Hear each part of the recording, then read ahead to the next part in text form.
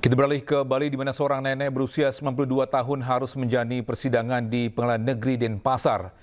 Nenek tersebut menjadi terdakwa bersama 16 orang lainnya atas kasus pemalsuan silsilah.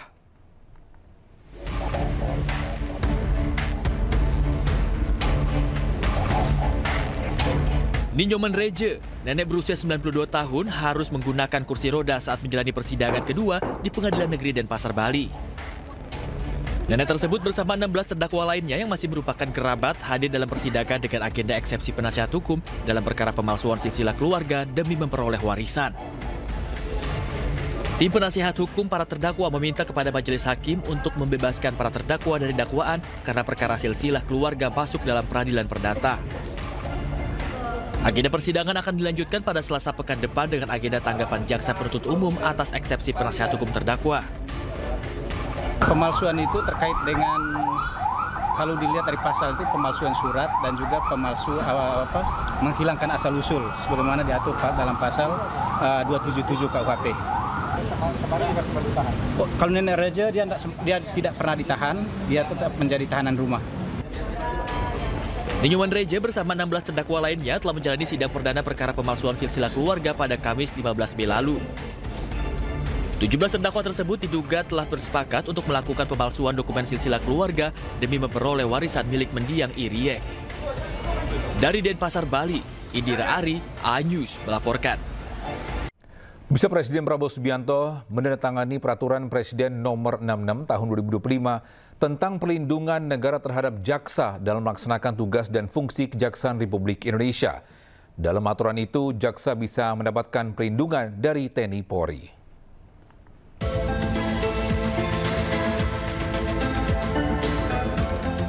Presiden Prabowo Subianto bersama Mensesnek Prasetyo Hadi telah menandatangani Perpres 66 tahun 2025 tentang perlindungan negara terhadap jaksa dalam melaksanakan tugas dan fungsi Kejaksaan RI pada 21 Mei 2025. Pada Perpres 66 tahun 2025 tersebut menyebutkan bahwa jaksa dalam melaksanakan tugas dan fungsi harus bebas dari ancaman, intimidasi, dan tekanan dari pihak manapun. Lebih lanjut dalam pasal 6 Perpres 66 tahun 2025 mengatur 6 jenis perlindungan yang akan didapatkan jaksa.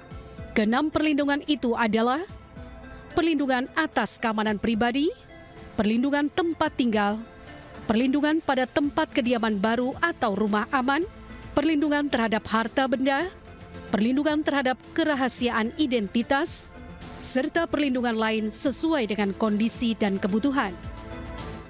Pemirsa, hari ini Menteri Keuangan merombak jajaran dirjen di kementeriannya. Menariknya, pensiunan TNI diangkat menjadi Dirjen Bea Cukai.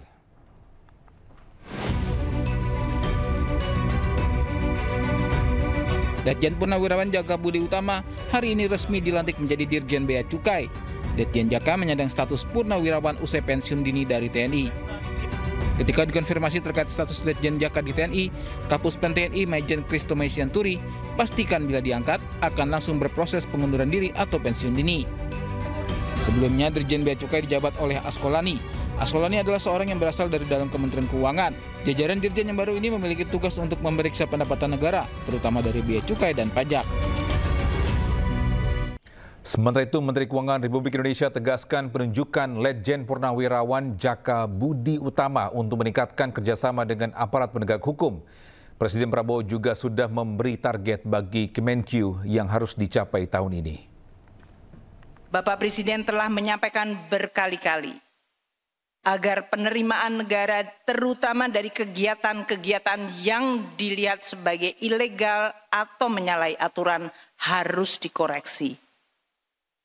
Maka kehadiran Pak Jaka merupakan suatu nilai tambah yang kami harapkan akan mendukung dan meningkatkan kemampuan Kementerian Keuangan untuk melakukan koordinasi yang jauh lebih baik dan efektif dengan berbagai aparat penegak hukum. Dan bisa berikut jejak karir Letjen TNI Purnawirawan Jaka Budi Utama yang dilantik sebagai Direktur Jenderal Bea Cukai pada hari ini.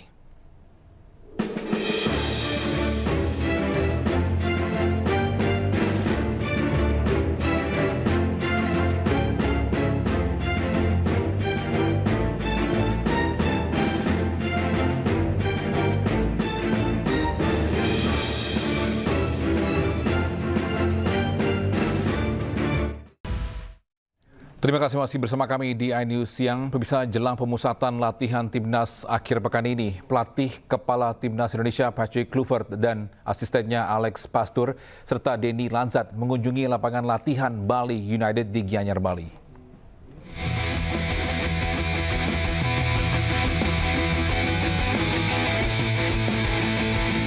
Jajaran pelatih Timnas Indonesia mengunjungi lapangan latihan Bali United di Gianyar, Bali.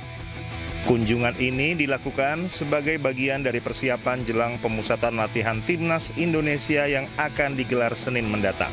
3 sosok penting hadir dalam kesempatan ini, antara lain pelatih kepala Patrick Kluivert, serta 2 asisten pelatih Alex Pastoor dan Denny Lanzat. Ketiganya langsung melakukan peninjauan menyeluruh ke berbagai fasilitas yang tersedia. Pemusatan latihan ini menjadi bagian dari rangkaian persiapan menuju lanjutan kualifikasi Piala Dunia 2026 zona Asia. Timnas Indonesia akan menghadapi 2 laga krusial menjamu Cina di Jakarta, kemudian bertandang ke Jepang. Kedua pertandingan tersebut menjadi penentu langkah Indonesia melangkah ke babak berikutnya demi mewujudkan mimpi tampil di ajang tertinggi sepak bola dunia. Bali United Training Center memiliki kualitas rumput setara dengan stadion-stadion Eropa seperti Stadion Santiago Bernabeu, markas Real Madrid. Setiap lapangan dirancang dengan ukuran ideal dengan zona aman yang mendukung efisiensi latihan. Selain itu, fasilitas pendukung juga sangat lengkap dan modern. Gimnasium dilengkapi peralatan terbaru dengan pemandangan langsung ke lapangan dan pantai, kemudian ruang ganti yang nyaman dengan fasilitas pemulihan seperti kolam renang dingin, serta ruang medis berstandar tinggi.